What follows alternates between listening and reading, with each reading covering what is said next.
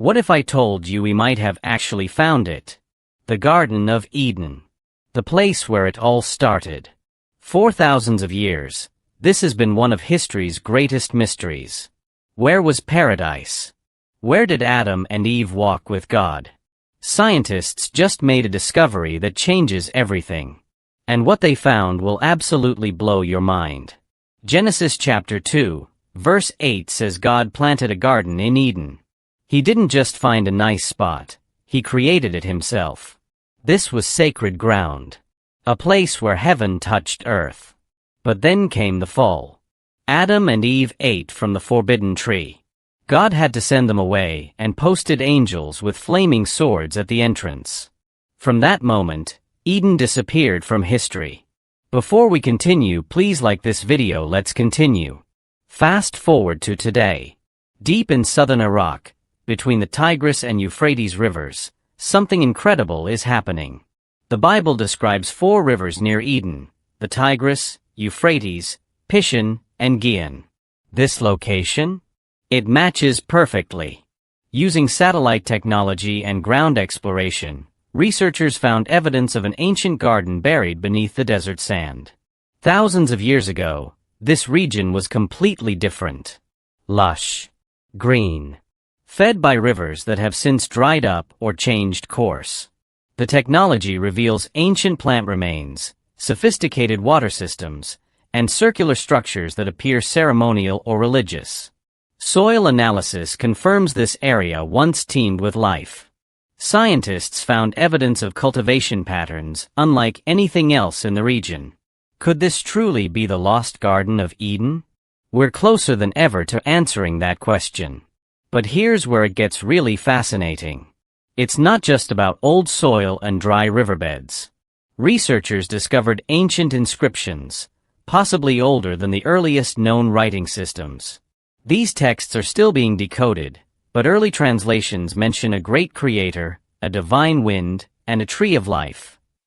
One particularly difficult inscription describes a gate sealed by fire and a river that gave life to all creation. The parallels to Genesis are impossible to ignore. Local residents report strange experiences too. Vivid dreams leading them to specific locations. Overwhelming feelings of peace, as if standing on holy ground. Some describe it as a spiritual pull they can't explain. Many biblical scholars believe Eden wasn't just a physical place. It was a spiritual meeting point where heaven and earth overlapped. A space where humans walked and talked with God in perfect fellowship. That's why even if we locate the physical remains, Eden's true significance lies in what it represented: unbroken relationship with our Creator. Here's something incredible. The last book of the Bible describes a scene almost identical to Eden. Revelation speaks of a crystal-clear river flowing from God's throne, with the tree of life on both sides bearing fruit and bringing healing. What began in Genesis gets restored in Revelation. Perhaps discovering Eden's location now is prophetic. A sign pointing to restoration that's coming. So why is this being revealed in our generation? Why now? Could this be divine timing? A message that God's plan is moving forward? Jesus described signs on earth and in the heavens before his return. Maybe this is one of those signs. It's like God is sending an invitation, not to return to a physical garden, but to restore our relationship with him. Recent months have brought even stranger reports from this region. Reports most media outlets aren't covering. Unexplained light patterns visible from aircraft. Unusual sounds recorded underground. People reporting miraculous healings after praying on this ancient land. One researcher stated, "The ground itself seems alive, like something buried for millennia is awakening." Is this the beginning of spiritual awakening? A direct message from God? We can't be certain, but one thing is clear: this is no ordinary archaeological site. The convergence of evidence is remarkable. Geographic markers matching biblical descriptions. Archaeological findings showing advanced cultivation. Ancient texts mentioning creation and divine presence. Satellite imaging reveals patterns suggesting intentional design, not random natural formation. Ground-penetrating radar shows structures beneath the surface that archaeologists haven't fully excavated yet. What makes this discovery different from previous Eden theories is the combination of factors. It's not just one piece of evidence, it's multiple streams converging. The location fits. The timeline fits. The physical evidence fits. And the spiritual atmosphere described by visitors fits. Throughout history, dozens of locations have been proposed as Eden site. This is the first time modern technology, biblical geography, and archaeological evidence have aligned so precisely. Scientists involved in the research express cautious excitement. They're careful not to make definitive claims, but acknowledge the significance of what they're finding. Here's what this really means. Romans 5 verse 18 teaches us that through one man's sin, judgment came to all. But through one man's righteousness, Jesus, the gift of life came to everyone. Eden isn't ultimately about pinpointing coordinates on a map. It's about something far deeper. Relationship, redemption, restoration.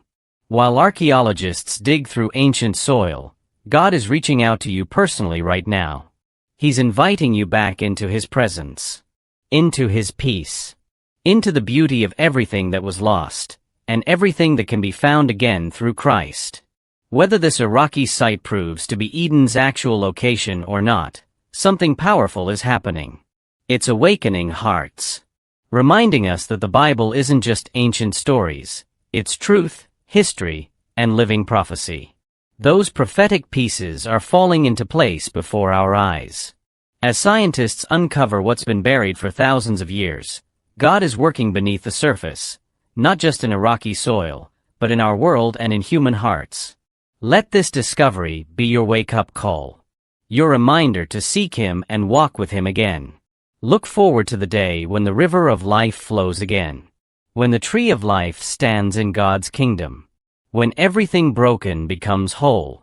That's the real Eden we're all searching for. And it's not lost. It's waiting. The garden that was sealed by flaming swords? Jesus opened that way back up. The relationship that was broken? He restored it. You don't need to travel to Iraq to find Eden. The invitation to walk with God is extended to you today, right where you are. What do you think? Could this really be the Garden of Eden? Drop your thoughts in the comments. Hit subscribe and the notification bell for more biblical discoveries. Let me know what topics you want covered next. God bless you, friend. May His presence walk with you today, just like He walked with humanity in that garden. See you in the next one.